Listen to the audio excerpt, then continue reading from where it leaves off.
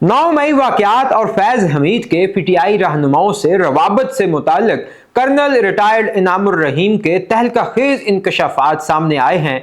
उन्होंने बताया है कि 9 मई वाकयात के बाद मुतअद्दिद मफरूर यूट्यूबर्स और पीटीआई रहनुमाओं ने फैज हमीद के फार्म हाउस में पनाह ली हुई थी। हम न्यूज के प्रोग्राम फैसला आपका में गुफ्तगू करते हुए कर्नल रिटायर्ड इनामुर रहीम ने कहा कि उन्होंने जो शवाहिद देखे हैं उनके मुताबिक 9 मई के वाकयात के दौरान मफरूर यूट्यूबर्स और दीगर अफराद ने उस वक्त फैज हमीद के फार्म हाउस में पनाह ली हुई थी। उनके बकौल ये मामला महज इत्तफाक नहीं बल्कि इसके पसे पर्दा एक मुनज़्ज़म राबताकारी मौजूद थी। उन्होंने बताया कि फैज हमीद ने अपनी चालाकी का मुजाहरा करते हुए रोजाना की बुनियाद पर अपना सिम कार्ड तब्दील किया। हर बार वो सिर्फ एक फर्द मसलन असद कैसर को फोन करते और उससे कहते कि वो उनका नया नंबर दीगर अफराद तक पहुंचा दे। ताहम कर्नल रिटायर्ड इनामुर रहीम के मुताबिक फैज हमीद इस बात का अंदाजा न कर सके कि पीटीआई के तमाम अहम रहनुमाओं के नंबर्स पहले ही निगरानी में थे। उनका कहना था कि इसी वजह से फैज हमीद का नया सिम कार्ड हर मर्तबा महज 15 मिनट्स के अंदर ट्रेस कर लिया जाता था। कर्नल रिटायर्ड इनामुर रहीम के मुताबिक फैज हमीद 9 मई के वाकयात में मुलव्वस पीटीआई के तमाम अहम शख्सियात से वाक़े से पहले और बाद में मुसलसल राब्ते में रहे।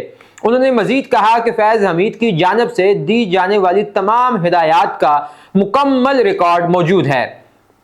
कर्नल रिटायर्ड इनामुर रहीम ने इमरान खान, साबिक DGISI फैज हमीद और साबिक chief justice retired Saqib Nisar के मुबैना रवाबत से मुतअल्लिक भी अहम इंकशाफात किए हैं। कर्नल रिटायर्ड इनामुर रहमान के मुताबिक आर्मी एक्ट की दफा 31 के तहत ये वाज़े कानूनी शिक मौजूद है कि अगर कोई सिविलियन फर्द फौज के अंदर बददिली, बेचैनी या बगावत फैलाने की कोशिश करे और उसके शवाहिद दस्तयाब हों तो ऐसे शहरी पर भी कार्रवाई की जा सकती है और उसका ट्रायल मुमकिन है। उनके बकौल ये कानून अक्सर नज़रअंदाज किया जाता रहा, ताहम हालिया मामलात में इसकी अहमियत दोबारा सामने आई है।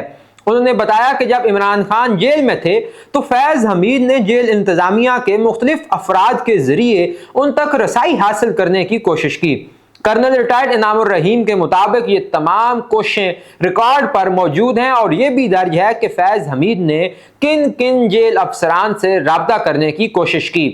कर्नल रिटायर्ड इनामुर रहीम का कहना था कि फैज हमीद ये समझते थे कि उन्हें कोई चैलेंज नहीं कर सकता। उनके मुताबिक पाकिस्तान की तारीख में ये पहला मौका है कि एक साबिक खुफिया इदारे के सरबराह जो रियासत का एक अहम सतून समझे जाते थे का फौजी हुकाम के जरिए ट्रायल किया गया। उन्होंने कहा कि यह फैसला निहायत अहम था और इसका मकसद रियासती इदारों के अंदर नज़्म ज़ब्त कायम करना था।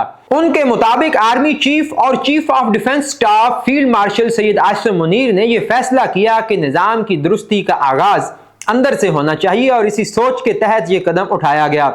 कर्नल रिटायर्ड इनामुर रहीम ने मजीद कहा कि फैज हमीद ये तमाम सरगर्मियां इसलिए कर रहे थे क्योंकि उनके बराह रास्त रवाबत उस वक्त के chief justice retired Saqib Nisar से थे।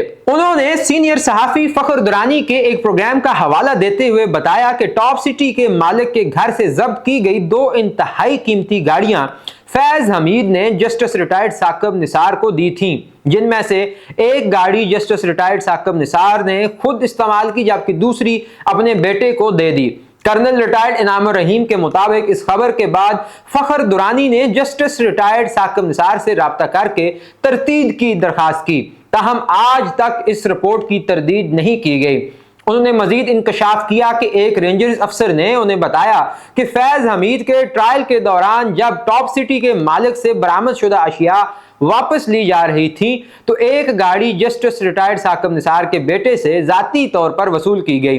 कर्नल रिटायर्ड इनामुर रहीम के मुताबिक ये तमाम हकायक एक संगीन तस्वीर पेश करते हैं जिस पर मुकम्मल और शफाफ तहकीकात नागुज़ीर हैं।